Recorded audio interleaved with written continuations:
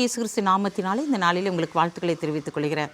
எப்படி இருக்கீங்க? சந்தோஷமாக இருக்கீங்களா? மகிழ்ச்சியாக இருக்கீங்களா?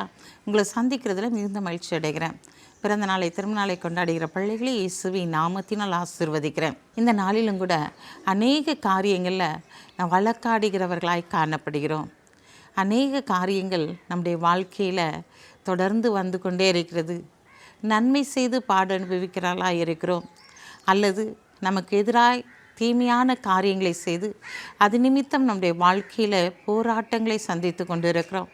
நமக்கு விரோதமான காரியங்களை மனிதர் மூலமாக இந்த நாட்களில் நடைபெறும்போது நம் உள்ளம் உடைந்து போகிறவர்களாய் காணப்படுகிறோம்.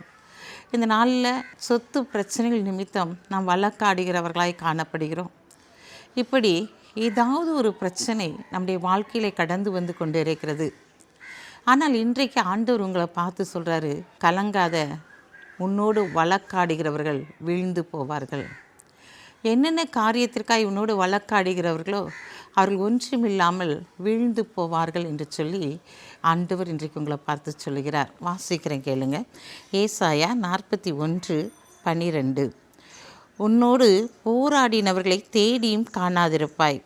உன்னோடு யுத்தமணின மனுஷர் ஒன்றுமில்லாமல் பொருள் ஆவார்கள். பிரியமான சகோதரனே, சகோதரியே, உன்னுடைய வாழ்க்கையில் எத்தனை வருடங்களாய் நானும் கோர்ட்டு கேஸுன்னு சொல்லி அலைஞ்சிக்கிட்டு இருக்கேன். ஆண்டவரே, நான் உண்மையாக தானே இருக்கிறேன், எனக்கு தானே நீங்கள் பரிந்து பேசின ஆண்டவரே, என்னுடைய சொத்து ஆண்டவரேன்னு சொல்லி நீ புலம்புகிறாயா? இன்றைக்கு அந்த காரியத்திலே ஆண்டவர் உனக்கு எதிர்பார்த்ததை விட மேலானதை செயல்படுத்த போகிறார்.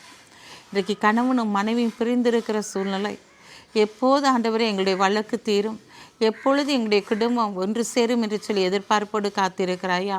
கர்த்தர் இன்றைக்கு உன்னுடைய குடும்பத்தை இணைக்கும்படியாக, உனக்கு விரோதமாய் செய்யப்பட்ட எல்லா காரியங்களும் ஒன்றும் இல்லாமற் போகும்படியாக, அது வீழ்ந்து போகும்படியான காரியத்தை செயல்படுத்தும்படியாக ஆண்டவர் இந்த நாளிலே ஒரு அற்புதத்தை செயல்படுத்த போகிறார்.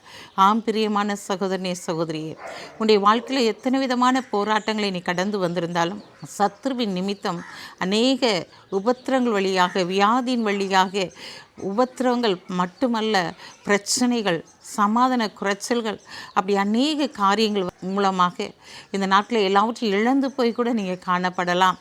ஆனால் ஆண்டவர் இன்றைக்கு சொல்கிறாரு, உங்களுக்கு விரோதமாக யுத்தம் பண்ணின மனுஷர்கள் ஒன்றும் இல்லாமற் போவார்கள்.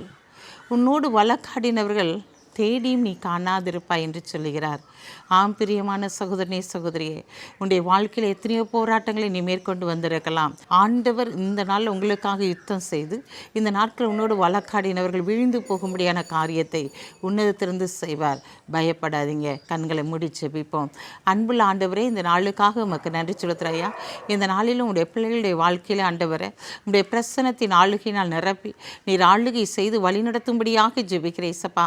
இந்த நாளிலும் உடைய பிள்ளைகளுடைய வாழ்க்கையில் எல்லா வியாதிகளும், எல்லா பலவீனங்களும், எல்லா கடன் பிரச்சனைகளும் ஆண்டவரே இந்த நாட்களில் அவர்களோடு வழக்காடுகிற ஒவ்வொரு காரியங்களும் இயேசுவின் நாமத்தினால் மறைந்து போக போகிற தயவுக்காக உமக்கு நன்றி செலுத்துறையா. பிறந்த நாளை திருநாளை கொண்டாடுகிற பிள்ளைகளை இயேசுவின் நாமத்தினால் ஆசீர்வதித்து ஜெபிக்கிறேன் சப்பா.